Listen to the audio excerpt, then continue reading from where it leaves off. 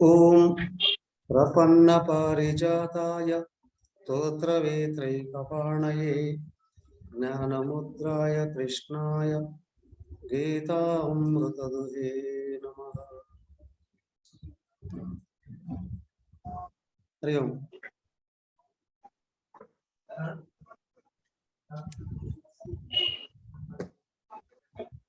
मयि चानन्ययोगेन भक्तिरव्यभिचारिणी।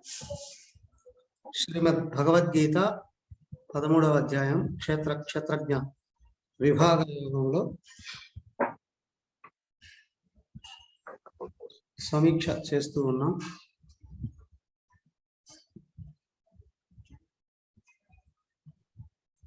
జ్ఞానం విషయమై 3 శ్లోకాలు చర్చించాం. 4వది మయి చ అనన్యేనైవ యోగేన భక్తిరవ్యభిచారిణి వివిక్త దేశ సేవిత్వం అరతి జనసంసది. ఈ విషయమై చర్చలో ఉన్నాం. ఎవరు చెప్తారు? మీకేం అర్థమైంది? మొదటి వాక్యంలో ఒకే విషయం, మయి చ అనన్యయోగేన భక్తిరవ్యభిచారిణి అంటే ఏంటి? ఎలా ఉండాలి?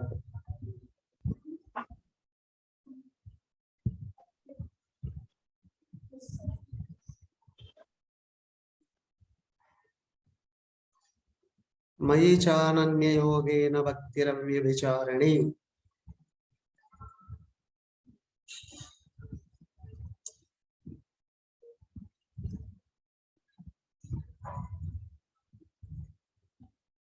సో అర్థమైపోయిందా?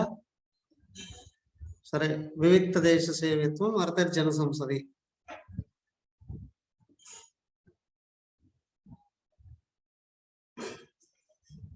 అయిపోయిందా అది కూడా? సరే, నెక్స్ట్ అధ్యాత్మత్వం తత్వజ్ఞానార్థ దర్శనం.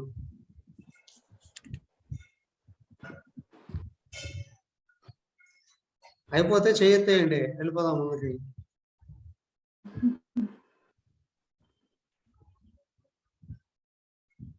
భక్తి భగవంతుడి మీదే భక్తి కలిగి ఉండాలి స్వామిజీ, అది ఎటు పోకూడదు. ఒకటి ఫస్ట్, ఎక్కడ ఏ రూపం చూసినా అక్కడ భగవంతుడు ఒక్కడే అనే ఇది రావాలి, అది కలిగి ఉండాలి ఫస్ట్దే. అదే అనన్యంగా నన్నే కోరుకుంటూ భగవంతుడు అంతటా ఉన్నది ఒక్కడే అని చెప్పి అదే భావనలో ఉండాలి. ఏ రూపాన్ని చూసినా అక్కడ భగవంతుడు ఒక్కడే అనే దీంట్లో ఉండాల్సి ఉంది. ఇంకా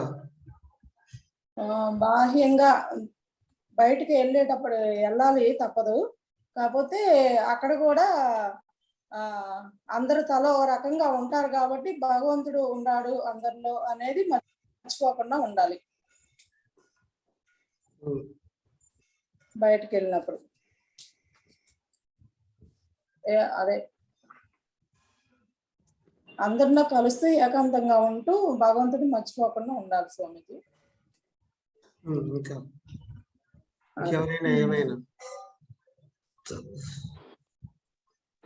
స్వామిజీ, దీంట్లో ఏకాంతంలో గడపడం కూడా అంటే పనులంతా అయిపోయినాక ఏకాంతంలో గడపడం కూడా ఇష్టం ఉండాలి. ఏకాంతం అంటే మనస్సులో ప్రశాంత ఏకాంత. తర్వాత జన సమర్థంలో అభిరుచి లేకపోవడం అంటే జనాలలో తిరగడం అనేది, అంటే అందరిలో కలిసినప్పుడు జన సమర్థం ఉన్నటువంటి మీటింగ్స్ అవి వాటిలో కొద్దిగా అభిరుచి తగ్గించుకోవాలన్నమాట. తర్వాత ఏకాంతంలో ఉండడం, దైవ నిష్ట, దైవ జపము, ధ్యానం అట్లాంటి వాటి మీద ఎక్కువ శ్రద్ధ ఉండాలని దీన్ని బట్టి అర్థమవుతుంది.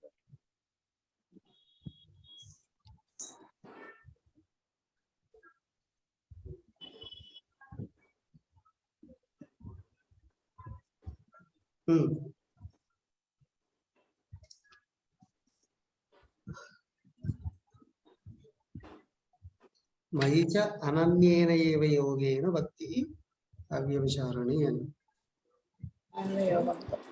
వ్యభిచరించినటువంటి ఏకాగ్రతతో కూడిన భక్తి. ఇక్కడ లక్ష్యమైన భగవంతుడు ఒక్కడే, పైగా ఆయన నీ స్వరూపమే అయి ఉన్నావు. ఈ ముందు అర్థమైతే గురువులను మార్చడం, దేవుళ్ళను మార్చడం, మార్గాలను మార్చడం, మతాలను మార్చడం, ఇదే వ్యభిచారం భక్తిలో.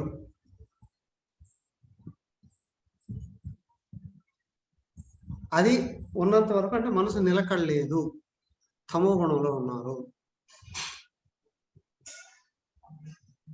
బాహ్య ప్రయోజనాల కొరకు ఎటు పడితే అటు వెళ్ళిపోతున్నారు. వీళ్ళకి సాధన కుదరదు. సో కాబట్టి ఉన్నవాడు ఒకడే, వాడు నువ్వే అయి ఉన్నావు. ఈ విషయాన్ని బాగా తెలిసి అనన్యేన ఏవ యోగేన, వేరే ఒకసారి ఒక ఇష్టదైవం కానీ, గురువు కానీ, శాస్త్రం కానీ, మార్గం కానీ నిలబడితే దాంట్లో ఆ మార్గంలో వెళ్ళి గమ్యాన్ని చేరుకోవడానికి ప్రయత్నం చేయాలి. ఫర్ ఎగ్జాంపుల్, ద్వైతంలోకి వెళ్ళాడు, అర్థమయ్యే అధిగమిస్తే విశిష్టాద్వైతంలోకి వస్తాడు. అక్కడ కూడా అర్థమయ్యే అధిగమిస్తే అద్వైతంలోకి వస్తాడు. మరి అద్వైతంలోకి వచ్చిన వాడు మళ్ళీ ఇరిక్కెళ్ళాలా అండి? అది జరగకూడదు. అద్వైతంలోకి వచ్చి ఉన్నవాడు ఒక్కడే అని ఎప్పుడైతే అర్థమైందో అక్కడ ఇంకా చలనం ఉండకూడదు. ఇష్టదైవము అనేటువంటిది కూడా కొంచెం దూరం వరకు వదిలేసి ఒక్కొక్కరు మార్చుకుంటూ వస్తున్నాడు అంటే మోక్ష ప్రయోజనాన్ని కాంక్షించడం లేదు. కాబట్టి నువ్వు మోక్షాన్ని కానీ కాంక్షిస్తే సపోర్ట్ తీసుకో ఇష్టదైవాన్ని. కానీ ఇష్టదైవం కూడా కేవలం దేహం కాదు, వెనకలో ఉన్న పరమాత్మని గుర్తించాలి.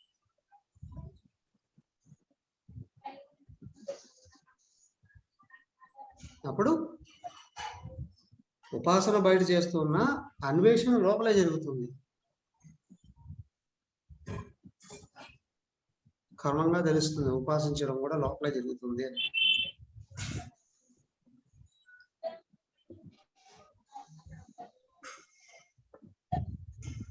సో ఇదయ్యా ఒకటే లక్ష్యం. రాముడి విషయంలో చెప్తారే, ఒకటే మాట, ఒకటే భార్య, ఒకటే సతి, ఒకటే మాట. ఇక్కడ ఒక్కటే సత్యం, ఆ ఒక్కటే లక్ష్యం. దాని కొరకు ఒక మార్గంలో వెళ్ళి గమ్యాన్ని చేరుకోవాలి. ఆ చేరుకునే విషయంలో వివిక్త దేశ సేవత్వం అరతర్జన సంస్కృతి అన్నారు. జన సమూహం యందు ఆసక్తి పోయి ఏకాంత వాస అభిరుచి పెరగాలి. నిద్రలేసినప్పటి నుంచి జనాల్లోనే తిరగాలి, జనాల్లోనే ఉండాలి, అని అనుకున్నప్పుడు భిన్నత్వంగా కనిపించే ప్రపంచం నిజమని అనిపిస్తుంది. దాని నుంచి బయటపడలేదు. వ్యవహారాలు చేయాలి అంటే జనాల్లోకి వెళ్ళాల్సిందే, హరైపోతేనే వెనక్కి రా. వివిక్త దేశం ఏకాంత వాసానికి అన్నింటినీ వదిలిపోయి వెళ్ళిపోవడం అని కాదు. నువ్వు సాధన చేస్తూ ఉన్నంత సమయం నీకు ఇతరత్ర విఘ్నం లేకుండా చూసుకో, డిస్టర్బెన్స్ లేకుండా చూసుకో. నువ్వు ఆశ్రమానికి వెళతావు, అరణ్యానికి వెళతావు, తీర్థక్షేత్రానికి వెళతావు, ఇంట్లో ఉంటావు, అది నీ అవకాశాన్ని బట్టి. కానీ సాధన చేస్తూ ఉన్న వరకు ఇతరమైనటువంటి విజ్ఞానం లేకుండా చూసుకో. ఏకాంత వివిక్త దేశ. దెన్ అధ్యాత్మ జ్ఞాన నిత్యత్వం, తత్వజ్ఞానాత్మ దర్శనం. చెప్పారు ఎవరినో?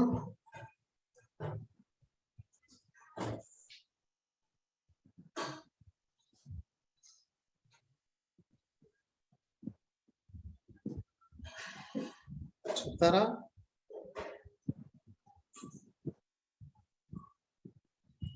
మళ్ళీ నేనే చెప్తే అది ఉపన్యాసమే అవుతుంది రెండోసారి. స్వామీజీ, నిత్యము అధ్యాత్మ జ్ఞానం గుర్తుండాలి. అంటే లక్ష్యము భగవతత్వము తత్వజ్ఞానం యొక్క లక్ష్యాన్ని దర్శించడం అంటే మనము మోక్షం భగవంతుని దర్శించుకోవడం ఆ లోన అది అది నిత్యమై ఉండాలి. అంటే ఏ పని చేసినా వినేటప్పుడు చెప్పేటప్పుడు బాగా వింటే విషయం కూలంకషంగా అర్థమవుతుంది. అదే ముఖ్యం. అధ్యాత్మ అంటే ఏంటి? లోపల ఉన్న స్వరూపం. నేను శరీరానికి అతీతంగా ఆత్మగా ఉన్నాను. ఇది తాను వెతుక్కునే భగవంతుడు లోపలే ఉన్నాడనే స్పృహ నిత్యము ఉండాలి. నేను శరీరమును బుద్ధులకి అతీతం, అధ్యాత్మ జ్ఞాన నిత్యత్వం. నేను శరీరమును బుద్ధులకి అతీతంగా ఆత్మగా ఉన్నాను. ఈ విషయం నిరంతరం గుర్తు రావాలి. నేను దేహమును బుద్ధులు కాదు, అన్యమైన ఆత్మను అనే విషయం నిరంతరం గుర్తుండాలి. తత్వజ్ఞానార్థ దర్శనం. ఇప్పుడు బహిర్ముఖంగా ప్రపంచంలోకి వెళితే అందరిలో ఉన్నది కూడా అదే. దాన్నే భగవంతుడు అని అంటున్నాం. కాబట్టి నువ్వు బహిర్ముఖంగా ప్రపంచంలోకి వెళ్ళి ఎందుకు పని చేస్తున్నావు అంటే భగవంతుడు తెలుసుకోవడానికి.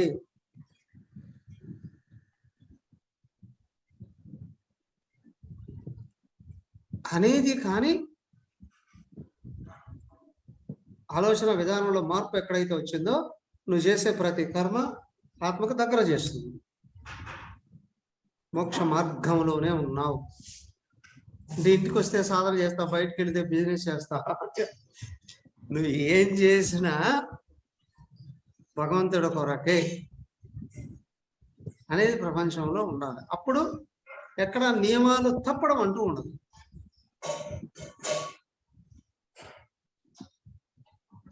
భగవంతుడి కొరకే అన్ని చేస్తూ ఉన్నాను. భగవంతుడి కొరకు అయితే నీ జీతం నాకు ఇస్తావా అని పనికిమాలిన వాడు ఎవరైనా అడిగితే ఒకటి పీకర్చు ముఖం మీద.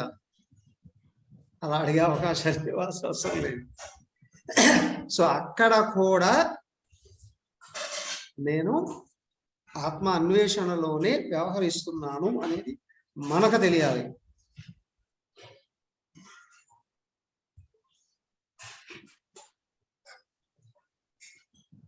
మరి ఇతరులకు చెప్పుకోవాల్సిన అవసరం లేదు. ఏదో ప్రదర్శించుకోవాలి అని అనుకుంటే ఎక్కడో చోట ఇరుక్కుపోతాం.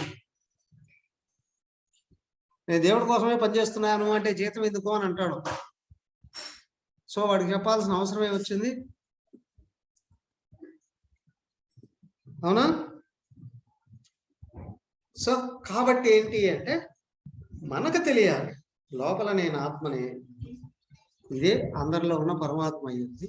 ఎక్కడికి వెళ్ళినా, ఎవరితో వ్యవహరించినా, ఏ పనులు చేసినా పరమ సత్యం పరమాత్మ కొరకే ప్రయత్నిస్తున్నాను అని అనుకున్నప్పుడు జ్ఞానం అత్యంత తొందరగా పైకి వస్తుంది. తొందరగా ఆత్మను నిలబెట్టుకుంది. Any doubt? ఏ తత్వ జ్ఞానం ఇతః అన్యదా సర్వం అజ్ఞానం.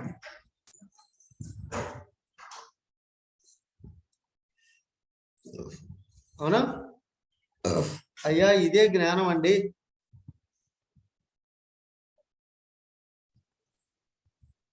ఇలాగ నడుచుకుంటూనే ఆత్మ జ్ఞానం వస్తుందండి.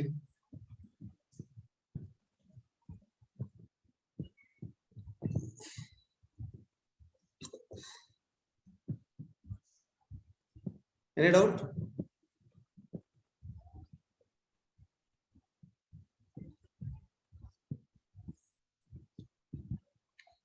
అందరూ సరేంటి గారు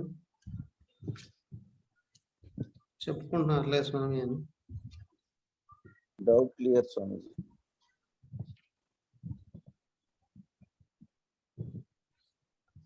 దెన్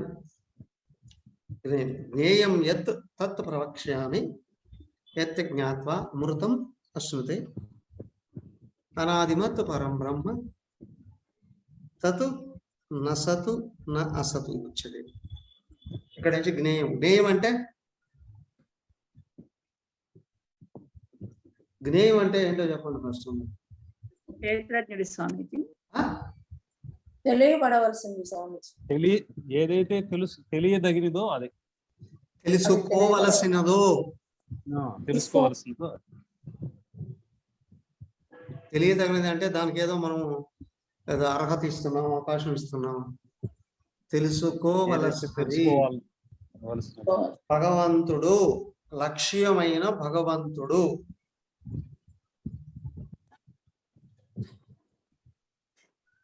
ఎత్ జ్ఞేయం తత్ ప్రవక్ష్యామి, ఎత్ జ్ఞాత్వా అమృతం అశ్నుతే. ఇక్కడ నో డౌట్ భగవంతుడి గురించే చెప్తున్నాను. తెలుసుకోబడవలసినటువంటి భగవత్ తత్వాన్ని గురించే చెప్తున్నా,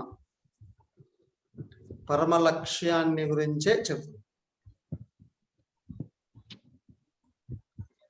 దీన్ని తెలుసుకోవడం వలన అమృతత్వాన్ని అంటే మోక్షాన్ని పొందుతావు, జనన మరణాల నుండి బయటపడతావు. సరేనండి, ఏంటది?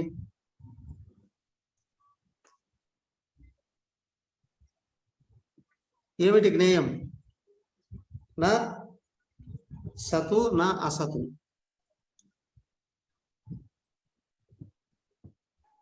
సత్తు కాదు అసత్తు కాదు. ఏంటి సత్ అంటే ఏంటి, అసత్ అంటే ఏంటి? సత్ అంటే మామూలుగా అన్ని బాహ్యంగా. సత్ అంటే కనిపించే ఉపాధులు స్వామీజీ. సత్ అంటే కనిపించే ఉపాధులు, కనిపించేటువంటిది. అసత్ అంటే కనిపించే నామరూపాలు సత్తు. ఇక్కడ సందర్భవశాలు. అసత్ అంటే కనిపించని నామరూపాలు.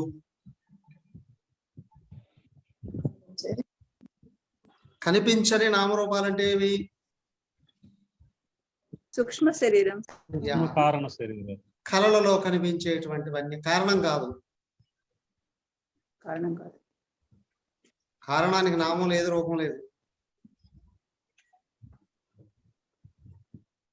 అవునా? సో అసలు నా దానికి రూపమే లేదు. అది ఇక్కడ ఏంటంటే ఇది కాదు అని చెప్పడమే. సత్తు కాదు, అసత్తు కాదు. అసత్ అని అంటే ఏంటంటే ఉంది కానీ కనిపించదు, సూక్ష్మ రూపాలు.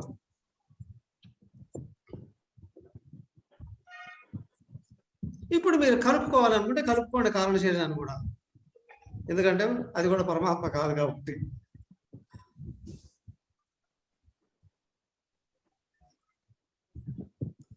దెన్ అసలు జ్ఞేయ పదార్థం గురించి ఏం చెప్తున్నారు చెప్పండి. ఒక్కొక్కరు ఒక శ్లోకం గురించి. శ్రీనివాస్ గారు 14వ శ్లోకం గురించి చెప్పండి.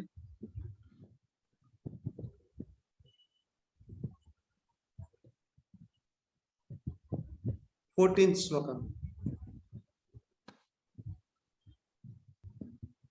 శ్లోకం చదవాలి. శ్లోకం గురించి చెప్పాలా లేకపోతే శ్లోకం? ఆ శ్లోకం యొక్క భావం, ఆ శ్లోకంలో మీకు ఏమర్థమైందో శ్లోకం చదవండి.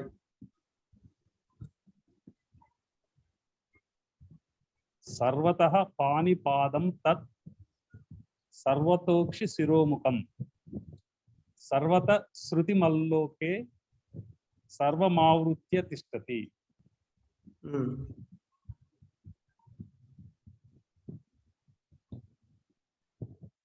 ఆయనకి అంతటా చేతులు, కాళ్ళు, కళ్ళు, తలలు, నోళ్ళు, చెవులు ఉండి లోకంలో సర్వాన్ని ఆవరించి ఉంటాడు.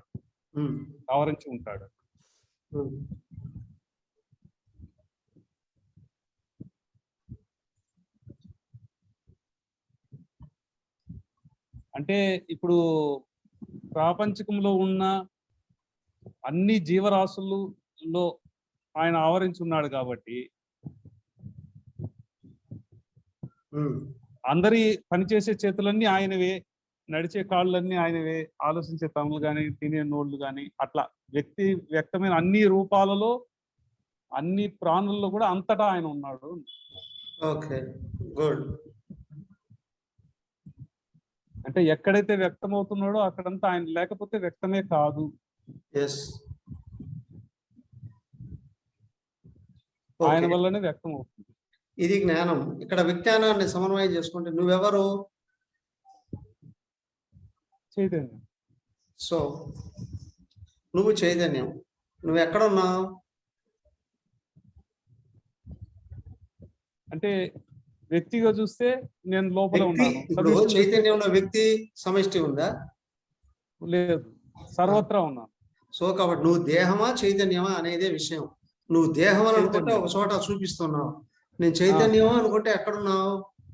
అంతటా సర్వత్రా ఉన్నాను, అంతటా ఉన్నాను. అంతటా ఉన్నాను. ఎవరిలో ఉన్నావు?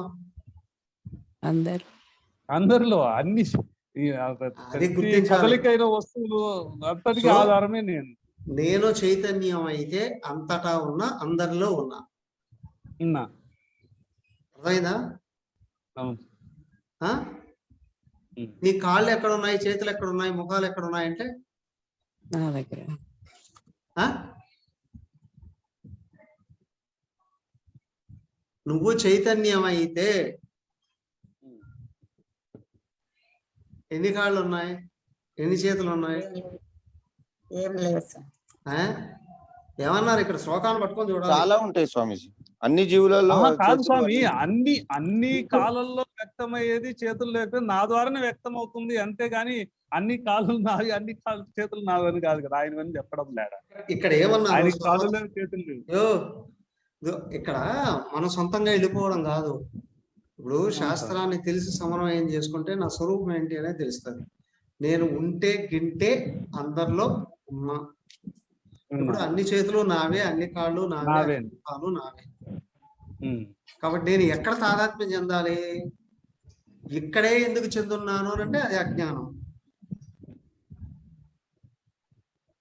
అంటే ప్రతి దేహం దగ్గరికి వెళ్ళి ఇదే నేను అని అనుకుంటున్నాడు ఎవరు? జీవుడు ఆ? జీవుడు స్వామిజీ. జీవుడు అంటే అనుకోడు, జీవుడు ప్రతి దేహంలోకి వెళ్ళి అని అనుకుంటాడా? అనుకోడు. చైతన్యమే దేవుడే నేను ప్రతి అంతటా దేహంలో వెళ్ళి జీవుడిని అనుకుంటున్నాడు. చైతన్యమే సర్వత్రా నేనున్నానని సో సర్వత్రా నేనున్నాను అని అనుకుంటే విజ్ఞానం వచ్చింది. అసలు ఆ అజ్ఞాని అని అనుకున్నప్పుడు ఒక దేహాన్ని పట్టుకొని అనుకుంటాడు. అలా అనుకునేది కూడా ఎవరో చైతన్యమైనా కాదా? చైతన్యమే. అజ్ఞానంతో కూడిన చైతన్యం. ఆ. అజ్ఞానం పోయిన చైతన్యం. అందరిలో ఉన్నది నేనే. ఇది ఉపాసన, ఇది పెరగాల్సిన తాదాత్మ్యం. ఇప్పుడు ఉన్నది ఒకటే అని అనుకునేది కూడా చైతన్యమే. కారణం కానీ అది అజ్ఞానం. అజ్ఞానంతో. సో జ్ఞానం వస్తే అన్ని దేహాలలో ఉన్నది నేనే అని అనుకున్నప్పుడు అన్ని చేతులు నావే, అన్ని కాళ్ళు నావే. సో ఇక్కడ ఏంటి అని అంటే రాగద్వేషాల నుండి బయటపడాలి అంటే ఎలా? నిజాన్ని తెలుసుకోవడమే. నావి అయితే అన్ని చేతులు నావే, నావి కాదు అనుకుంటే ఏ కాళ్ళు చేతులు దేహాలు కూడా నావి. అదే మీరు లాస్ట్ టైం సమన్వయం అదే చెప్పారు. ఇప్పుడు ఒక మనిషి మాత్రము తనకి కాళ్ళు చేతులు డిఫరెంట్ ఉన్నా కానీ నావే అని అనుకుంటున్నాడు. అదే బయట వ్యక్తి అయితే నాది కాదనుకుంటున్నాడు. అంటే అప్పుడు ఆ చైతన్యము లిమిటేషన్ పెట్టుకుంది, అంతే, సర్వత్రా లేదని పెట్టుకోవాలి. ఇక్కడ తనకే అన్ని అమరి ఉన్నాయి కాబట్టి నావే అనుకుంటున్నాడు. ఇక్కడ కాళ్ళు నావే, చేతులు నావే, తల నాదే అనుకుంటున్నాడు. సో కాబట్టి ఏంటి అంటే దానికే నెక్స్ట్ శ్లోకంలో ఈ విషయాన్ని వివరిస్తారు మళ్ళీ క్లియర్ గా. కాకపోతే ఎక్కడున్నాడు అని అంటే అన్ని దేహాలలో ఉన్నది ఆయనే. మరి నేనెవరు? నేను కూడా ఆయనే. నేను ఉంటే గింటే ఆయనే అయి ఉండాలి.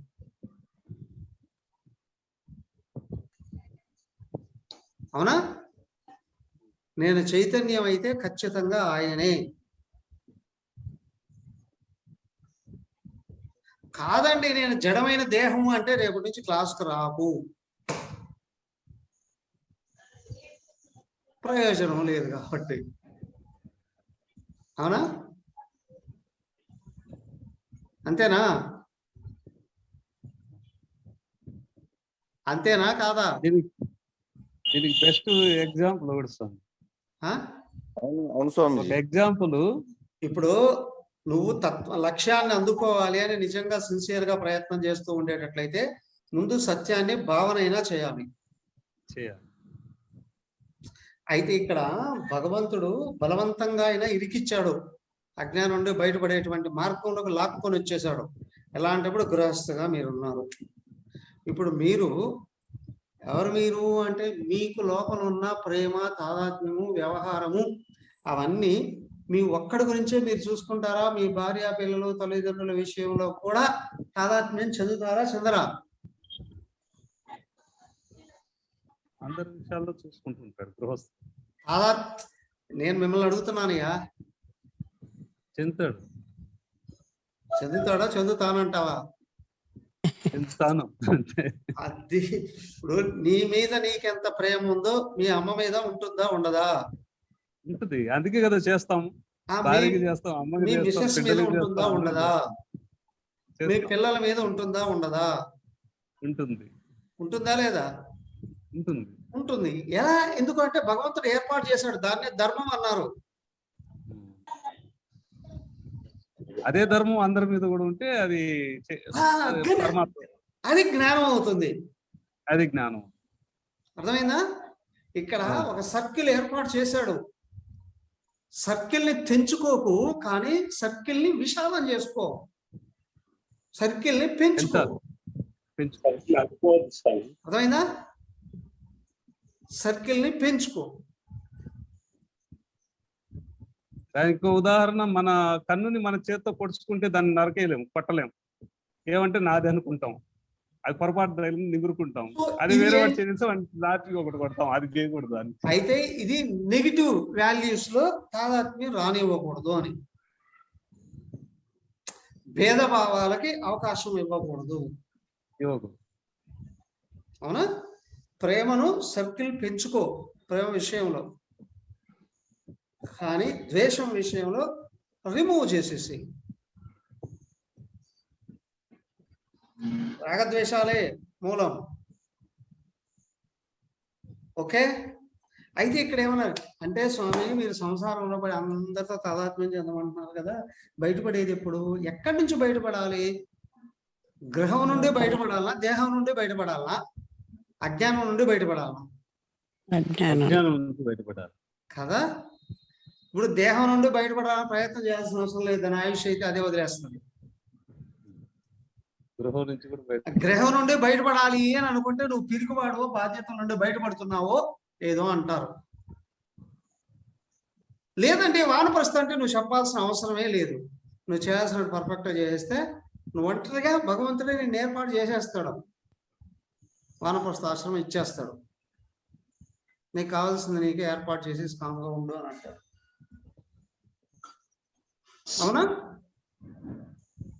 సో కానీ లోపల ఏంటి అంటే, ఈ వ్యక్తిగతమైన శరీర మనోబుద్ధులతో తాదాత్మ్యాన్ని తగ్గిస్తూనే, కానీ ఇది పోవాలి అని అంటే అందరి లోను ఉన్నది నేనే అనే విషయాన్ని చూస్తే అది విశాలం అవుతుంది దృష్టి. ఇది కొంతమందికే వీలవుతుంది, అది వీలు కాదు అనుకున్న వాళ్ళు తనను తానే ఒంటరితనానికి గురి చేసుకుంటారు. అదొక విధానం. కానీ మనది జ్ఞాన మార్గం కాబట్టి, జీవితం ఉన్నంత వరకు వ్యవహారాలు కూడా ఉంటాయి కాబట్టి ప్రేమతత్వాన్ని పెంచుకోండి అన్నారు.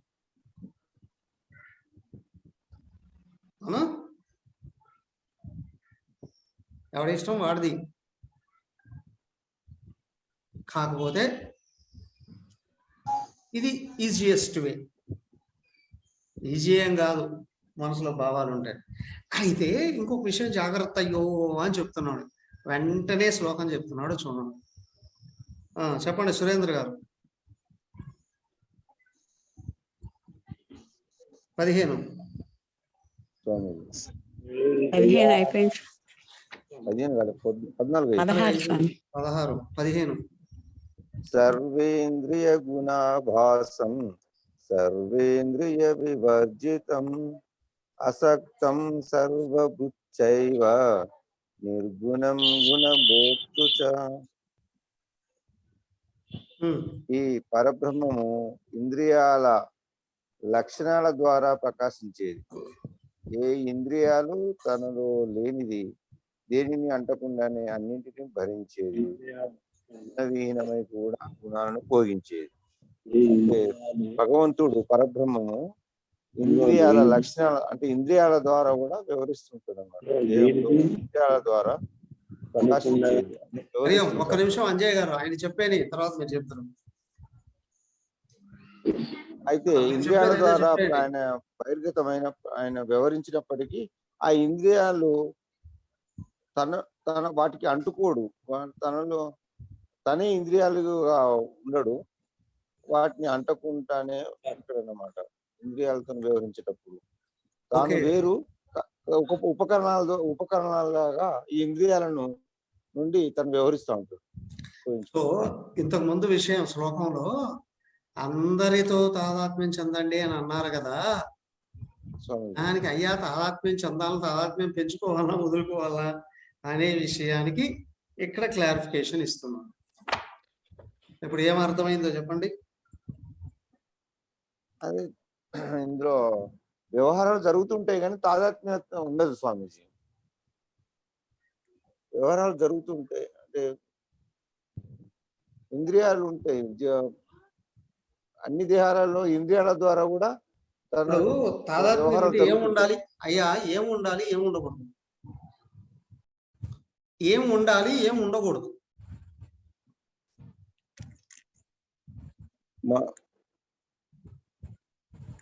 మనోబుద్ధులు ద్వారా పనిచేస్తాడు కానీ తాను మనస్సు కాదు, బుద్ధి కాదు. ఆ భగవంతుడు చైతన్యము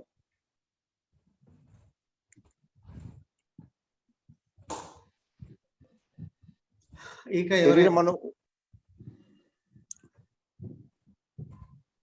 అంజయ్ గారు ఇప్పుడు చెప్పండి.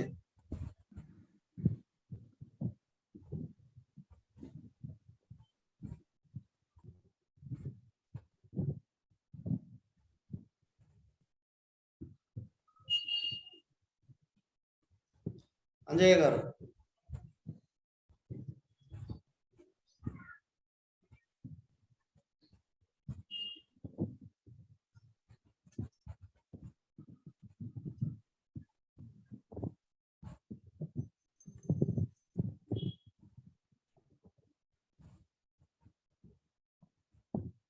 ఎవరైనా చెప్పచ్చు. ఈ శ్లోకం అతి ముఖ్యమైనది, సాధన ఇక్కడ ఉంటుంది.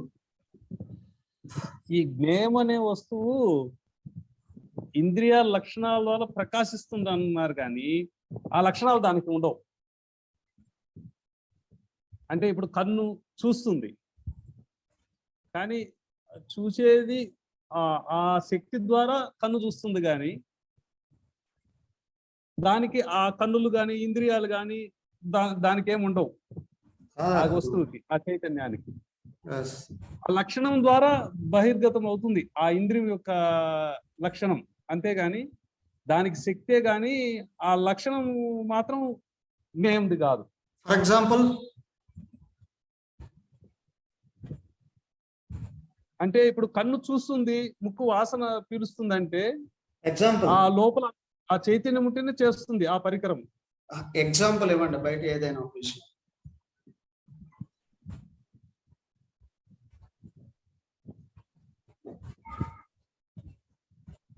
అదే ఇప్పుడు స్వామిజీ ఒక బల్బు వెలుగుతుందంటే కరెంట్ లోపల ఉంది.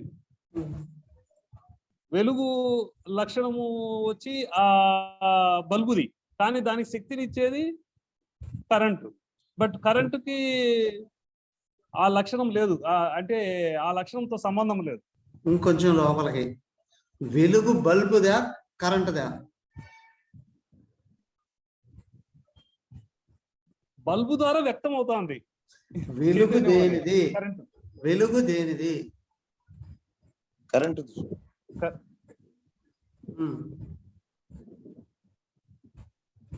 బల్బు నుండి వెలుగుగా వ్యక్తం అవుతుంది కానీ బల్బు ఏమైనా కరెంటుకి ఏం కాదు. అది బల్బుతో తాదాత్మ్యం లేదు. అది ఇప్పుడు పాముకు అంటే ఆ ఆధారం లక్షణం తాడే, పాముకు ఆధారం తాడే గాని పాములో ఉన్న ఏ లక్షణాలు తాడులో లేవు. తాడులు లేవు. ఆభరణంగా వ్యక్తమయ్యేది బంగారమే గాని ఆభరణం యొక్క గుణాలు ఏవి బంగారానికి లేవు.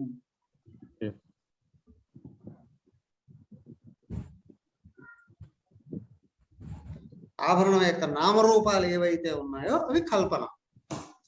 అదే ఇక్కడ చెప్పేది దాని ఏంటంటే సర్వేంద్రియ గుణాభాసం సర్వేంద్రియ వివర్జితం. అన్ని ఇంద్రియాల నుండి జీవత్వం ఉట్టిపడేది ఆత్మ నుండే గాని ఏ ఇంద్రియాలు అది కాదు. ఇంద్రియాలు ఏమైనా దానికి ఏం కాదు. చూసేది అదే, కన్ను పోయినా దానికి ఏం కాదు. వినేది అదే, చెవు పోయినా దానికి ఏం కాదు. నడిచేది అదే, కాలు పోయినా దానికి ఏం కాదు. ఇక్కడ ఇంటర్నల్ గా సమన్వయం చేసుకోవాలి. నేను ఆత్మను కాలు ద్వారాగా నడుస్తున్నా, కాలు నేను కాదు. నోటి ద్వారా మాట్లాడుతున్నా, నోరు నేను కాదు. కళ్ళ ద్వారా చూస్తున్నా, కళ్ళు నేను కాదు. ఇది రహస్యం.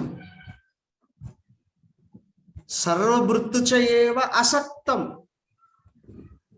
అన్నిటినీ నిలబెట్టేది ఆత్మే. కానీ ఏ అవయవము, ఇంద్రియము, రూపము, నామము ఆత్మ కాదు.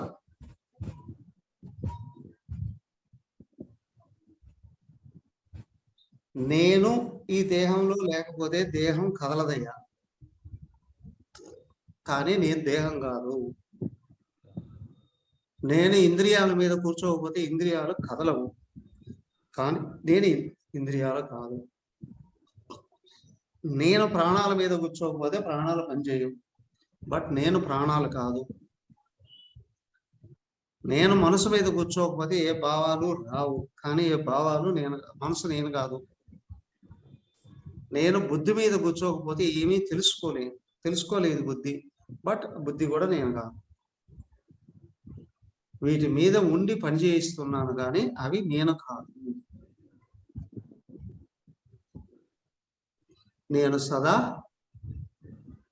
అన్యః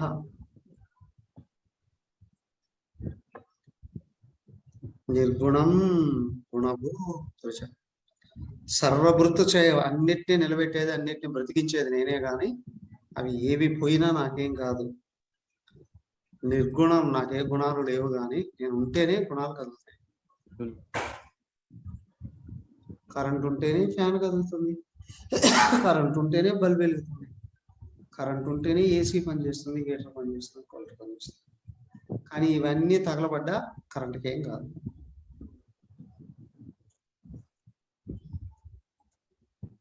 ఆకారాలే కాదు, గుణాలు కూడా సత్వరజ స్తమ గుణాలు కూడా కాదు, వ్యక్తమవుతాయి కానీ కానీ ఆ గుణాలు దానికి లేదు. ఎస్, నేను అనేది ఉంటేనే అవి కదిలి వ్యక్తం అవుతాయి. వ్యక్తం. బట్ నేను అవి కాదు. ఇంద్రియాలైనా బయటికి కనిపిస్తాయి, గుణాలు కనిపించేది కూడా, ఆ వ్యక్తమయ్యేది కూడా, ఆ గుణం కూడా నేను కాదు. దీంట్లో బ్రహ్మ విద్య ఏంటంటే సూక్ష్మంగా గుర్తించాల్సింది. సపోజ్ నీకు తమో గుణం ఉంది, నేను తమో గుణము అని అనుకుంటే ఎప్పుడు మార్పు రాదు. ఇంకా కూలిపోతాడు. ఓయ్ తమో గుణం లోపల ఉంది, ఇది ఎందుకు వచ్చి లోపల నిలబడింది, దానికి నాకు పడదు, తీసి పారేయరా అంట. అవునా? రజోగుణం లోపల వచ్చి కూర్చుంది, అసలు పెడుతుంది, దాన్ని ఉపయోగించుకో. పని అయిన తర్వాత అక్కడ కట్టేసిన పశువులు కట్టేసిన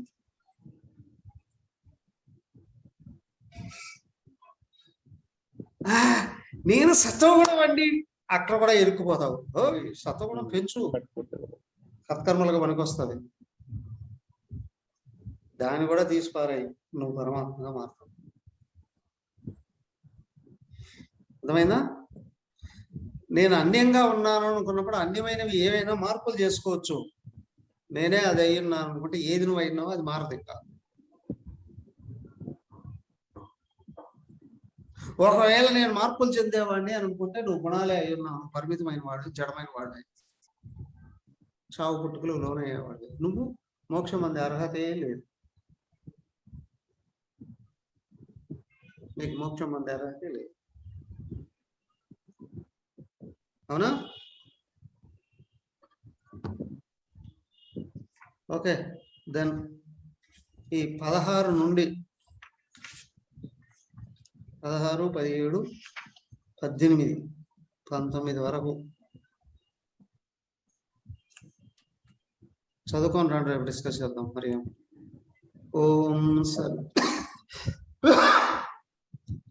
ఓం సర్వే భవంతు సుఖినః, సర్వే సంతు నిరామయాః, సర్వే భద్రాణి పశ్యంతు, మా కశ్చిద్ దుఃఖభాగ్ భవేత్. ఓం శాంతి శాంతి శాంతి. హరి ఓం. శ్రీ గురుభ్యో నమః. హరి ఓం. హరి ఓం.